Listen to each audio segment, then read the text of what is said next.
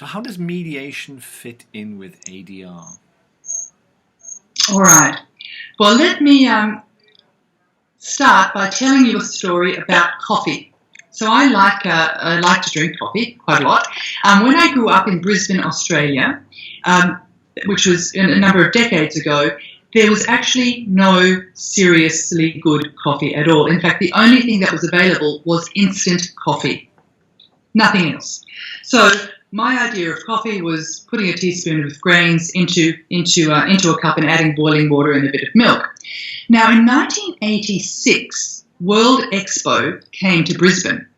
Now, World Expo, as you'll know, brings pavilions and people from all over the world to a particular city. Happens every 4 years, and for Brisbane, which was really, a capital city of Queensland, but nothing more than a country town in 1986, I mean, this was a revelation.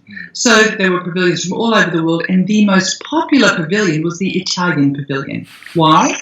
Because it brought cappuccino and espresso coffee to Brisbane. And we had never experienced this before, and the population of Brisbane fell in love with cappuccino and espresso coffee, to the extent that when World Expo was over and all of the countries packed up all of their stuff, closed all of their pavilions and went home, the one thing that remained was cappuccino.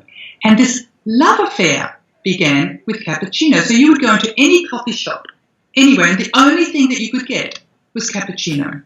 Right? Nothing else. You wouldn't even have to order. You'd come in and the person would just say, how many cappuccinos do you want? Now, the point of the story is, when you go into a coffee shop today, whether it's in Brisbane or Berlin or anywhere in the world, what do you find? Do you find just cappuccino? A huge range. Yeah. You'll find a massive coffee menu. You'll find latte, macchiato, you'll find hot mocha, you'll have, variations with soy milk or skinny milk or something on the side. You'll find everything that you can imagine and much more. And it's the same thing with ADR. Often in the mediation movement, we focus so much on mediation that we're blinded to the other types of dispute resolution processes that exist, right? And yet they are all related to mediation in some way, and they're all part of the same family, right? The same dispute resolution family.